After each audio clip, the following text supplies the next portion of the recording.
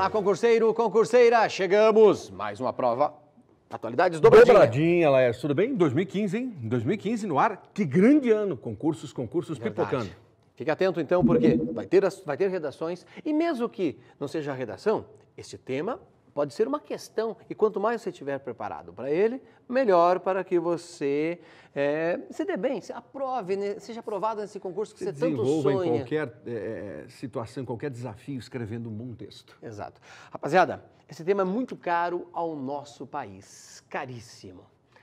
Educação no Brasil. Lema do governo Dilma Rousseff. Lema do novo governo Dilma Rousseff.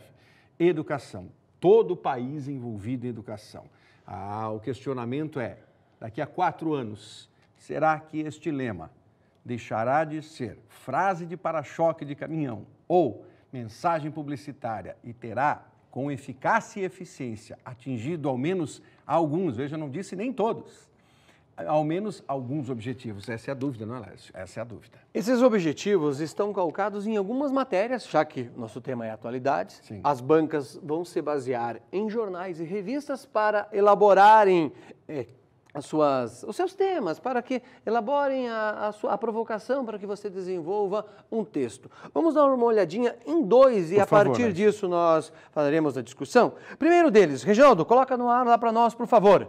No Brasil, só 54% concluem o ensino médio até os 19 anos. Dramático isso, né? Total, porque você pouco mais da metade.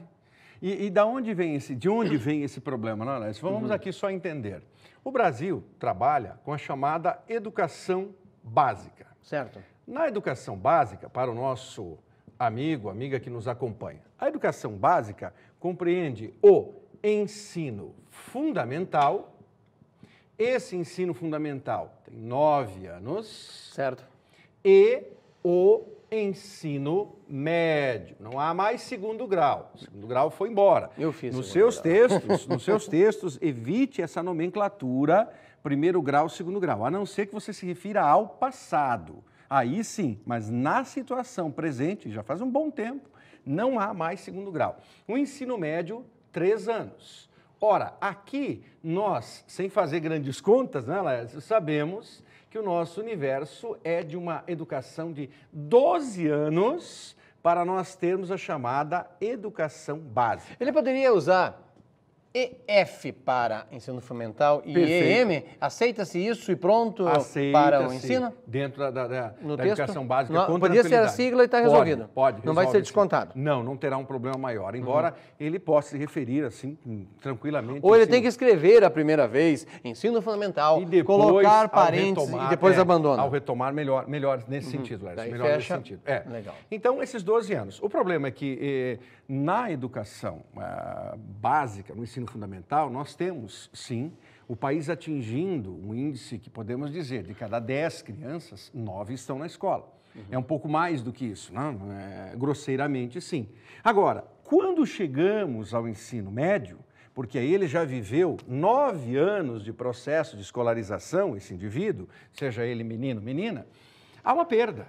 Então, desses 9 de cada 10, caímos agora para 5 de cada 10, 54%. Isso significa o quê? Que a escola, ela não é uma escola atrativa, ela é uma escola repelente, ela repele o indivíduo e o indivíduo fica fora da escola. Sobretudo onde? Onde é o nosso grande problema? O ensino médio. Sabe, Laércio, eu uso essa expressão há alguns anos e eu já fui criticado várias vezes por usar essa expressão e agradeço, a crítica construtiva é bem-vinda.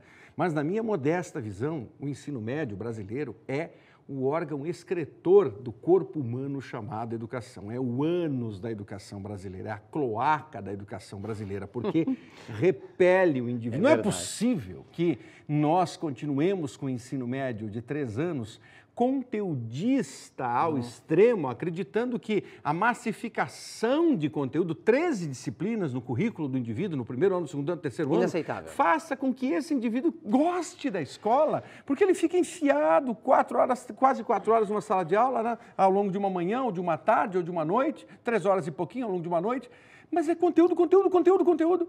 E o que se extrai disso é quase como se nós disséssemos. Há muitos colegas, professores, docentes como nós, que entram em sala de aula, fazem de conta que dão aula, e há alunos que vão para a escola e fazem de conta que aprendem. Infelizmente, o processo viciado torna a educação chata para todos. Para o docente, que perdeu o prazer, Sim. e para o indivíduo que recebe essa aula. É claro que aí nós vamos entrar na docência, Laércio, porque a docência para muitos, um dom, uma vocação, é um missionário, mas isso tudo...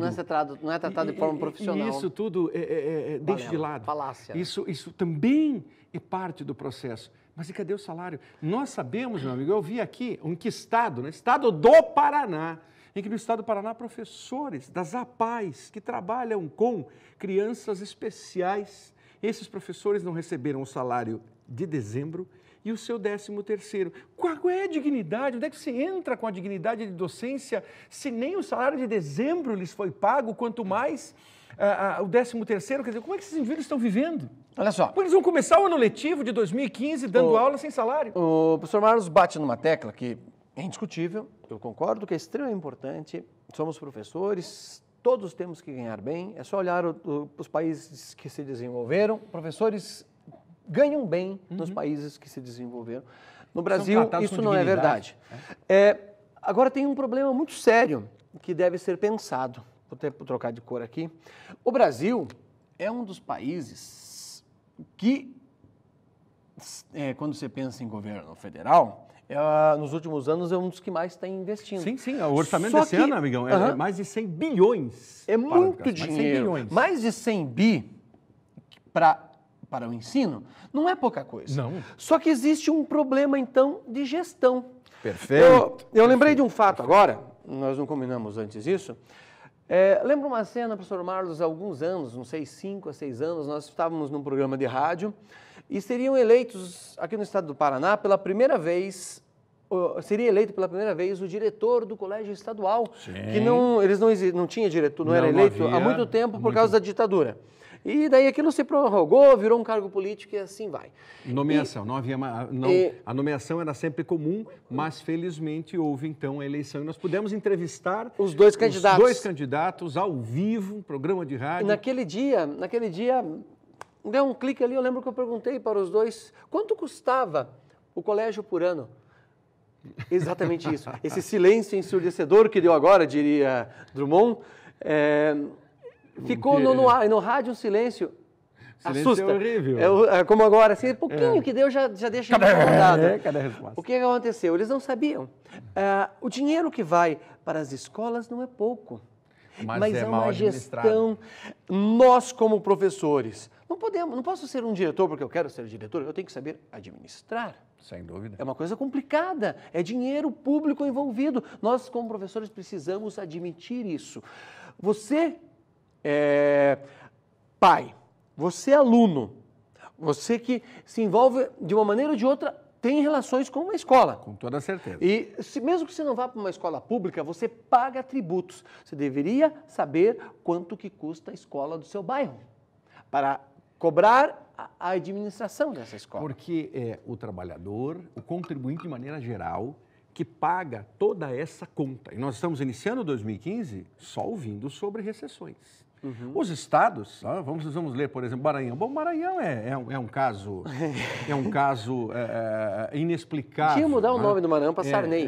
Mas felizmente o grupo político agora tomara a esperança dos queridos maranhenses que o Estado tem uma outra administração. Ainda bem que o voto democrático conseguiu depor aquela família que governava, que administrava. Inclusive, o Instituto Sarney fechou. Eu não sei se eles administravam, era um espólio ali, né? Era uma pilhagem. Tudo bem. E outros estados também da mesma forma. O Rio Grande do Sul, combalido. O Distrito Federal, combalido. Que administrações horrorosas do Partido dos Trabalhadores nesses dois estados, né? No Rio Grande do Sul, com o senhor Tarso Genro, e no Distrito Federal com Agnello Queiroz. Horrorosas administrações, claro, fruto de incapacidade gerencial, e por isso os dois foram banidos, não foram reeleitos. Sim. Mas há estados, como o Paraná, por exemplo, em que o governador, o senhor Carlos Alberto, foi reeleito, mas o estado também está combalido. como vários outros estados. Então, o que fazer? Torcer para que esses novos governantes possam administrar melhor os seus estados e sanar os seus estados de tal forma que exista o emprego desse recurso para a causa certa. No que concerne à educação, o que temos? Temos a nomeação do ministro Cid Gomes. Então, Cid Gomes, que governou o Ceará, é agora o ministro da Educação em nosso país. As declarações do senhor Cid Gomes, até o momento, com destaque para essa declaração sobre as notas do Exame Nacional, as notas de redação do Exame Nacional, não foram pontuais, aliás, equivocadas. Leia-se e entenda-se isso de maneira bem clara. Quando ele cita que o tema textual, isso estava na Folha de São Paulo, estava no Globo, estava no Estadão, Estado de São Paulo. Quando ele cita que talvez o tema não seja de conhecimento tão grande assim, por isso os candidatos podem não ter saído bem, essa desculpa ela é esfarrapada, ela é estapafúrdia. O aluno bem preparado precisa estar a par de todo e qualquer tipo de assunto, seja um tema mais ou menos abrangente. Agora, o que é complicado é isso que você colocou ali. Ginaldo, coloca lá para nós, ali. Mais de 529 mil alunos, o que fizeram? Zeraram a redação, ou seja, não sabem escrever. Não sabem escrever, não sabem expor suas ideias. E a gente não está falando aqui de gramática, tá? Não conseguem construir um texto que tenha começo, meio e fim, de forma clara, e um texto que é relevante para... Sim. E aí, o sentido, né, Laércio? Isso significa, no cômputo de mais de 6 milhões de candidatos que fizeram a prova, cerca de 8,5%. Mais ou menos isso, 8,5%. Mas é um número gigante, É um número gigantesco. Agora, o outro extremo, quando você avalia uma prova, você faz uma prova. Vamos aqui colocar, eu tenho 40 alunos em minha sala e eu faço a prova. Dos 40 alunos, certo? 4 deles zeraram, muito bem. E ninguém conseguiu nota máxima. A minha disparidade, o desequilíbrio entre a nota mínima e a nota máxima é muito grande. De 40, você fez uma relação aí, né? De 40, sim. 4 tiram zero. É assustador. Sim. Porque você muda o coeficiente. E daí você vai para o outro lado. A média você muda. Você tem candidatos que tiraram a nota máxima, né? Nota máxima. Então você tem zero candidatos. Como se colocasse assim, zero. Por quê? Porque, na verdade, foram 250 alunos candidatos do Brasil todo. Em 6 milhões. 6 milhões. Isso dá 0,0004%. É inaceitável também. É inaceitável. É um extremo gigantesco. Quantas aulas de português por semana? 4 a 5. 4 a 5. Mas isso é pouco ou é muito? Não, isso é bom, Laércio, desde que existisse na própria orientação educacional algo que fosse equilibrado. Porque, como há uma liberdade, aí nós voltamos ao tema da dobradinha anterior, né? Da conversa anterior que tivemos. A dobradinha, se você não assistiu essa dobradinha, a nossa de número 24, assista a 23, Charlie Hebdo, Terror e a Liberdade de Expressão. Mas aí entramos nisso. Há escolas em que os professores, os docentes têm liberdade, por exemplo, nas 4 aulas de língua portuguesa, ele gosta mais de gramática. Então, ele vai moer gramática, mas ele não separa uma aula de redação. Ou quando faz isso, faz assim, 3 aulas de redação por ano, 4 aulas de redação pelo semestre, e aí o aluno não tem uma sequência. Perfeito, não tem uma sequência. Redação é prática, é sequência, tem que ter toda semana. Ou outro professor, e aí seria o meu caso, eu nunca fiz isso, felizmente, porque aí um pouquinho de juízo e de orientação me fizeram olhar o caminho certo, mas a minha predileção é a literatura. Sim. Então, eu poderia dizer assim, que das minhas 4 aulas de língua portuguesa por semana, eu mandaria 4 aulas de literatura. 4 aulas de literatura, ou se muito, 3 de literatura e 1 de gramática. E aí falta a redação. Então, esse próprio equilíbrio dessas 3 frentes, mínimas, 3 frentes, gramática, língua, literatura e redação, fariam com que a disciplina de língua portuguesa fosse mais completa e atendesse aos seus objetivos, sobretudo no ensino médio. Eu vejo por exemplo, alguns países europeus, até mesmo nos Estados Unidos, eles trabalham com uma questão muito prática. Para cada idade, eles atribuem algumas normas. Exemplo, com 6 anos, o aluno tem que chegar no final daquele ano escolar... Tem que mostrar algumas competências. Capaz de escrever um texto de 5 linhas, claro, para a idade dele, certo, mas sem erros, de acordo com a idade dele.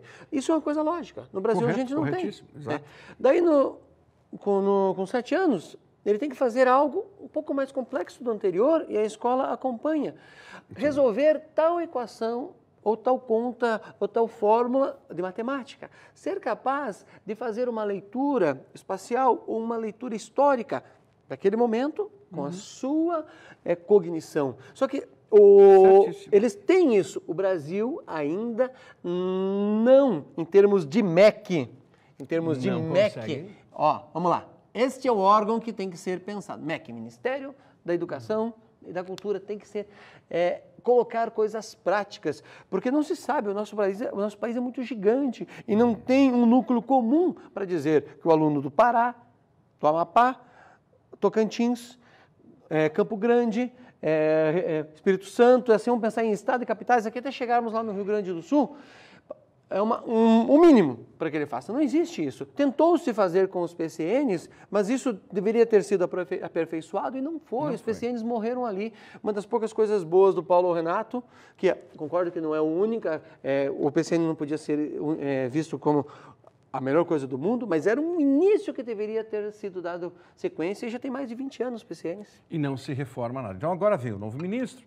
O ministro Cid Gomes tomou posse no dia 1º, na verdade, junto com todo o governo, o presidente Dilma toma posse e em posse em seguida os ministros, aí tem as solenidades especiais, transmissão de cargo, essa história toda, mas Cid Gomes já tomou posse nos primeiros dias do ano de 2015. Pois bem, nós já estamos no fim desse primeiro mês, acabou o primeiro mês de gestão, por assim dizer. Por enquanto, tomada de conhecimento, mas propostas para o ensino médio diferente. Como esse ensino médio fará com que o aluno não só fique na escola, termine e conclua a educação básica, mas ele consiga ter algo produtivo para levar ao ensino superior. Porque, olha, como os números se aproximam. Você mostrou agora, Laércio, veja só. O que você mostrou? Você mostrou ali que 54%... Volta lá a matéria, por favor. Não concluem o ensino médio, certo? Tem duas coisas aí. 54%. Uma que o pessoal do ensino fundamental não entrega o aluno na idade certa para o ensino médio. Veja, grava isso, por favor. O ensino fundamental precisa entregar um aluno na idade certa e capaz de enfrentar um ensino médio. Certo. E a educação fundamental, o ensino fundamental, sem sombra de dúvida, é muito mais importante do que qualquer pós-doutorado, de qualquer doutorado, de qualquer mestrado, de qualquer faculdade. Porque um aluno bem formado no ensino fundamental, bem preparado, chegará no ensino médio lendo, escrevendo. E são os docentes que ganham menos. Exato, que é no ensino fundamental. Vocês têm que brigar por isso. Mas olha só a semelhança. Então, 54% dos brasileiros não concluem ensino médio em sua idade padrão, relativa. Nas redações do Enem, Laércio, 55,7% não obteriam condições de concluir o ensino médio. Por quê? Porque quem faz a redação no Enem precisa de pelo menos 500 pontos. Ou seja... metade, 500 pontos para dizer assim, estou apto ao SISU, Sistema de Seleção Unificado. Senão não consegue nada. 55,7%. Então as pessoas se aterrorizaram e nós os aterrorizamos com os 529 mil zeros. Mas é pior do que isso. Entre 100 e 300, Laércio, a mais de 800 mil. Como é que é? Esse aqui é um dado que o nosso aluno precisa usar como nós recurso. Vamos colocar em linhas gerais. Nós vamos colocar em linhas gerais, mas depois você pode observar com carinho isso. Mais ou menos você tem como assim, você tem uma planilha que pode ser assim. Direito. Não, tranquilo, amigo. Só uma planilha que pode ser assim. Para nós pontuarmos aqui rapidamente. Que é aproximadamente esses números, né? Então porque você são muitos tem dados. Nota zero. Zero igual a 529 mil indivíduos. Tá? Quase meio milhão aí, né? Isso, 529 mil indivíduos. Mas de 100 a 300. Né? De 300 pontos aí. Escreve direito 300 aí, animal. Vai, tá. De 100, vamos colocar aqui de bonitinho. De 100 a 300. Você tem ali mais ou menos 800 mil brasileiros candidatos, tá? Reprovados também. Reprovados também, certíssimo. De 301 a 400, nós temos mais ou menos, pasme você, 1,5 100 mil indivíduos. Já passamos de 2 milhões de reprovados. Continuam reprovados. E daí, de 401 a 500, porque não houve separação de quem conseguiu 500, põe aí, Laércio, para nós, mais 1.200.000 indivíduos. Quer Inaceitável, dizer, né? somando tudo isso, nós vamos chegar ao quê? Somando tudo isso a mais de 3 milhões, que equivale a esses 55,7%. Sabe uma coisa que eu entendo? Absurdo, né? Que falta em termos de governo, não é desse, é de todos. Estadual, federal, municipal. Ser capaz de chegar perante a população e dizer, está errado. Sim. Erramos. Vamos tentar de tudo. Até agora erramos. Precisamos arrumar um outro caminho. Não Correto. venha com justificativas que o tema foi difícil, o aluno não sabia fazer. Não. Admita que houve o erro e precisa ser consertado. A população brasileira precisa ser treinada a assumir isso e tem que começar pelo governo. Perfeito. Quem é Gestão. O gestor precisa mostrar. Você não tem que acertar sempre. A população entende que quando você erra, mas você tem que admitir. Mas se esse número fosse, a maioria conseguiu acima de 600 pontos, 55,7 acima de 600 pontos, aí nós estaríamos vivendo um outro capítulo. Agora, terra arrasada, o que fazer? É justamente isso. Se o Brasil é um país que priorizará a educação, terra arrasada nunca mais. Vamos priorizar a educação. Perfeito. Bom tema para você pensar num texto redacional para discorrer e treinar exatamente a redação. Laércio disse bem, redação é treino, exercício contínuo. Se você não exercita a redação, sua redação será sempre péssima, tenha certeza disso. Consumado? Consumado. Grande Obrigado, abraço. meu amigo. Até a próxima. Nos vemos. Valeu. Até mais.